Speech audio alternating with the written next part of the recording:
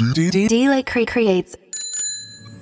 Imagine this, you're a pilot in the cockpit of a plane. You have a destination, but the journey is full of unexpected turbulence and challenges. The key to success is staying on course and making small adjustments as needed. And just like flying a plane, navigating life requires a steady hand and a clear sense of direction. Learn all about cavemen, carbs, and recalibrating your inner GPS voice to make sure that you stay on course and reach your goals, all on this episode of DLake Deliberates. Welcome to DLake Deliberates, where we do deep dive stories on uniquely fun topics and ideas, and we show smart runners and endurance athletes, that's hopefully you, how to get 1% better every day so that you can perform amazingly throughout your life. I'm Darren DLake, a sub 3-hour marathoner and 10-hour Ironman finisher, and I've been in this endurance sport and distance running game for over 25 years. So I have a few things I'd love to share with you on my journey. Oh, and before we get into it, you know the drill. Please make sure you like, subscribe, or do whatever you need to do, follow, etc. Whatever platform that you use, whether that's a podcast if you're listening, or whether that's YouTube if you're watching, or wherever you might be watching or consuming this. And let's get into it. So this is a new format, and this is going to be fun. It's the newsletter that I really take a lot of time out to put together. And I think it's a little slice out of your, every 2 weeks. I won't even say bi-weekly because that's confusing. Every 2 weeks. And I'm trying to actually get that up to weekly, hopefully in the near future. No guarantee to hold me to it. But yeah, this is just honestly me going, look, I put this much time into the newsletter, writing it. Let's make this a bit more interactive. Let's make it a video. Let's make it audio. Let's do a little bit more with it. I got all the technology, I got all the skills and experience. Might as well do that. So this is the first episode of this kind of series. And look, the value for you is that you get to consume this in a different way.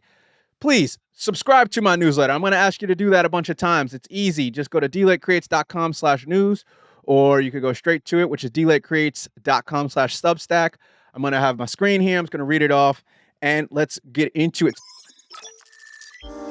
So this one is the April 3 Thing Thursday. If you didn't know, 3 Thing Thursday, it's literally me just taking 3 kind of frameworks and 3 sections, which is future things, past things, and present things. And then I just put them together, and it's just random bits and bobs that I found on the internet. There's probably going to be an advertisement in here about it, but there's a lot of random stuff on the internet that I do find, and I think it's of a lot of interest to someone like yourself that wants to get 1% better each day, each week, each month, each quarter, each year. And this stuff is, it's fun, it's informative, it's fun-formative. Yes, it's a thing. I will not stop letting it be a thing. And I think that there's just a lot of value out of this because, again, I've done all the work, so you don't have to. So that's the biggest thing. All right, let's get into it. I think I've sold you enough. Carbs, carbohydrates, cavemen, and your inner GPS voice. April 3 Thing Thursday, TTT. Read this to perform 1% better every day. So, skim time. I love this. 5K pace, 63 seconds. This is like a workout. Read time, long run pace, 3 minutes, 38 seconds. Look, some people read it slow, some people read fast. I'm not gonna hate on you with that. So, hello, if it ain't the newest members of the crew, so if you've been listening to this, I'm gonna kind of read this and also try to interpret it. If you're new to this, hello. If you've been riding for a while on 3 Things Thursdays, what's up? To my day ones, let's give them a triple scoop of energy powered induced what is up. I like that, to show them how we do things around here. Again, TLDR, so you know what's coming up. Future things, which is going to be cavemen, which is funny because it's the past, but it's actually the future. Cavemen and carbs and our inner GPS. Part 2 is going to be past things, gray zone and cross-training dangers. And number 3 is present things, training updates, my own personal training updates of last month. So it's present as of sorts.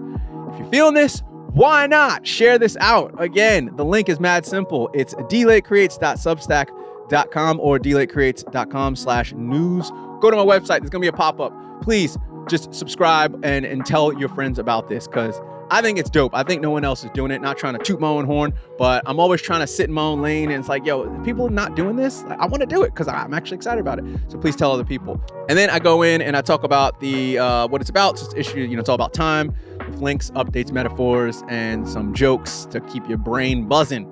And later this month, possibly next week, you're probably going to get this later. If you subscribe to the newsletter, at least right now, the rule is you get it first and then the video and the audio podcast come second. So if you want it on time, if you want it faster than this video audio, make sure you subscribe.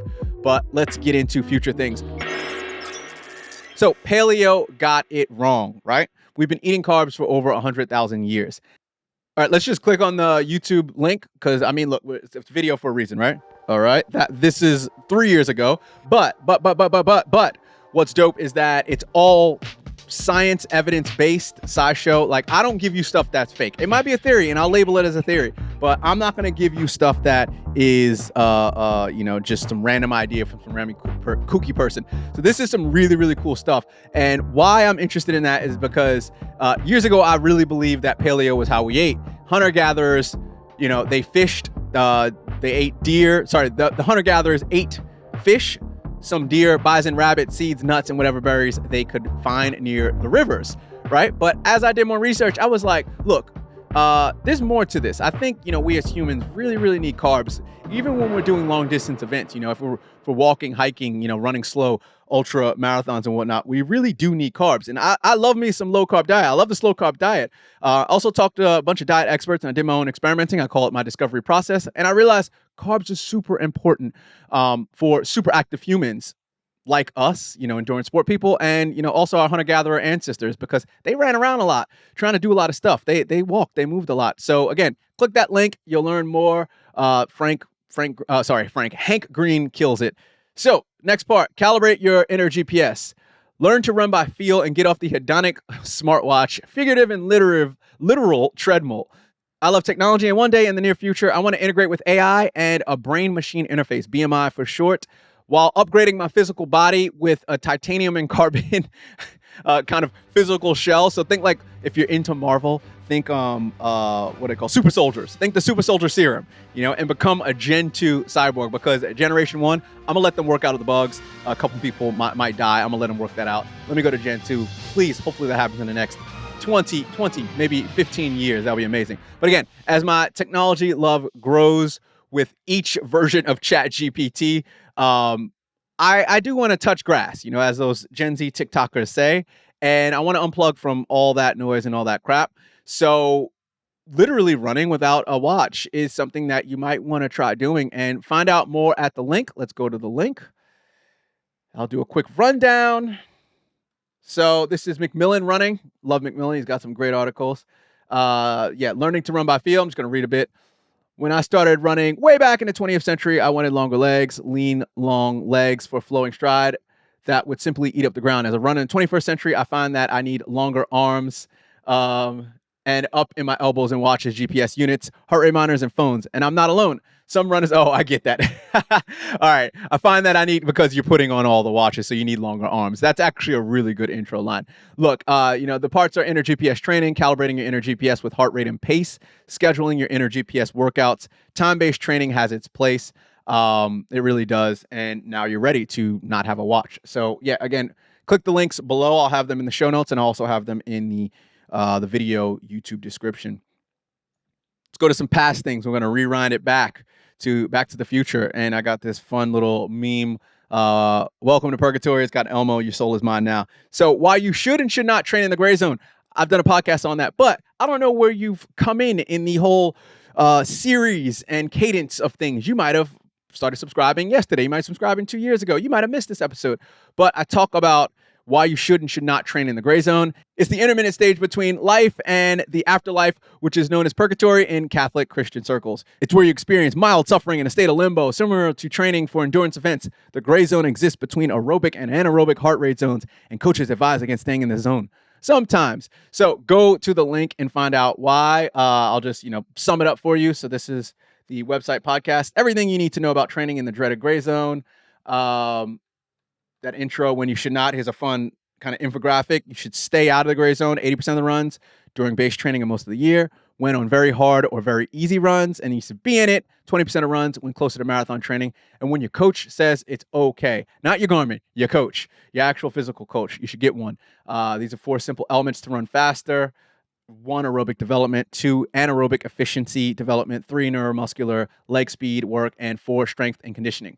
So what you'll learn, the main parts, what the gray zone is, how to stay out of it, when the best time is to be in the zone, a fun story of how I thought I was in the gray zone, but I really wasn't, and much more. Won't go into that. Let's keep the newsletter rolling. The second part of past things, 2 reasons why cross-training can hurt your performance. So as I transition from preseason into race build focus, I want to keep swimming and running, but I know if you want to run fast, you gotta run fast. Like, you gotta do the thing. The law of specificity is real. I've said that enough times to know how to say that.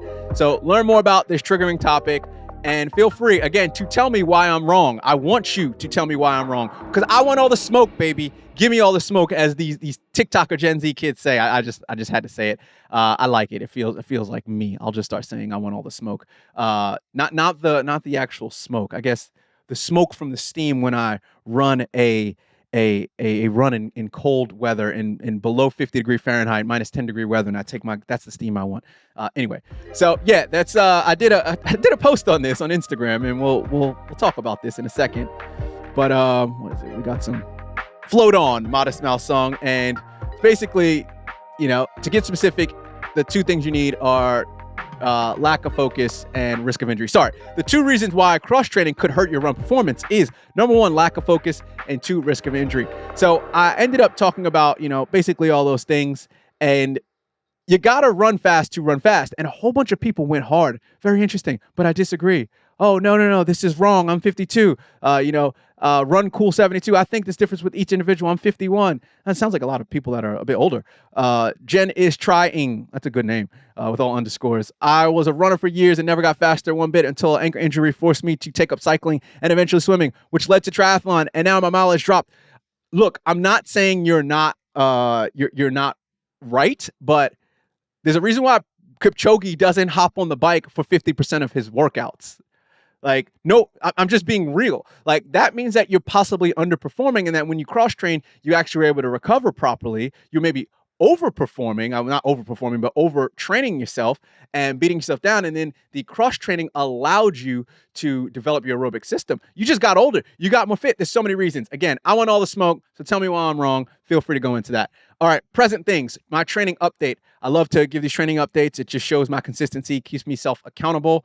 My fitness took an L as I was getting over one of the longest and most annoying sinus infections I've ever had. I got sick about 5 weeks ago, and it was like a baby super mild cold. I was fine, so I thought. Sum this all up, I came back really fast from that cold, went into hard workouts way too fast, basically regressed, got sick again, was like, huh? Felt like I was sick, felt flu and cold-like symptoms, was hardcore. I was like, what is going on here? Took 2-3 days off, came back, boom, boom, boom. 3-4 weeks of this, losing my fitness because every time I either did too long, easy, or too hard, short, I burned myself out. I realized I got a sinus infection and just went to the doctor, got antibiotics, and I was sorted. But lesson learned, do not come back from sickness and injury and burnout too fast, or you will just regress back. Damn. I lost 4 weeks, but you know what? I learned a lot, and I know that I'm always going to go like Ingebrigtsen, Jakob Ingebrigtsen, the Norwegian slayer of the 1 mile, 5K, and 10K Olympics, says, never go more than 87%. So I round it up to 90%. Never go more than 90%. Notable quotable. I got a cool quote here. Stop learning, die young. Keep learning, stay young. My habits guru god with a lowercase g, James Clear, big fan of him. And we out with a fun little GIF of sorts for April 2023. If you need a coach, I got some limited spots, more advisory role. I'm tapped out coaching people. So hit me up, coach@DLakeCreates.com. And because there's always a little kind of teaser at the end, PPS. Can exercise replace alcohol cravings? So I got Dr. Rhonda Patrick's Found My Fitness. Absolutely love the way she just data dumps. So she's similar to Huberman, Andrew Huberman Labs. If you listen to his podcast, watch his videos, and she really breaks things down. She talks about things that aren't really out there. Science that is science, just legit science, but it hasn't been like mass reported on, or it's like new studies. So like hasn't been like properly peer reviewed. And she says that all, but it's like really interesting angle. So, this study about how exercise replaces alcohol cravings in mice. And it's really, really interesting. So that's your PPS. Won't go into that. Thank you very much for watching this or listening to this or, reading this, wherever you have done your thing. And hopefully if you like this, you can let me know. I'll try this for, a few, see how I go. I like this. This is easy. I get to talk to you like a normal person, put a bit more content out that's not as complex as my other content. I make things more complex than it should be. So yeah, enjoy yourself. I'll take you out with the outro. Peace. Time is a resource no one can make more of, so we appreciate you taking precious time out of your day to listen this far. Our goal is to show the world how to live better through running, cycling, and triathlon. The episode and many others have a transcription. Go to the show notes description to find out more. This was produced in Sydney, Australia, and I'd like to acknowledge the Gadigal of the Eora Nation, who are the traditional custodians of this land. I pay my respects to the elders, past, present, and future. I recognize their continuing connection to the land, waters, and culture. These lands were stolen and sovereignty was never ceded. If you like this episode, again, we'd highly appreciate it if you go on whatever app you listen to and make sure to follow DLake Creates Podcast. We're on Spotify, Apple Podcasts, Google Podcasts, Amazon, Acast, and a bunch of others. And if you're feeling real loose, a rating, review, or share of this episode to anyone you know that would be into something like this would be amazing. The more people that hear about us, the doper stuff we can do to then help other people. And if that virtuous cycle continues forever, we would always be grateful to you. If you have any questions, concerns, suggestions for the episode, or hell, you want to be on the show, hit us up. The best way is to email talk, T-A-L-K, at DLakeCreates.com. We're also on the socials, mainly Instagram. You can hit up Mike Trees at the letters RUN.NRG, or you can hit me up on Instagram at DLakeCreates, or just wherever you can find us is fine. Don't worry if you didn't get all that. There's a link in the show notes description. Thank you again so much for listening. Peace.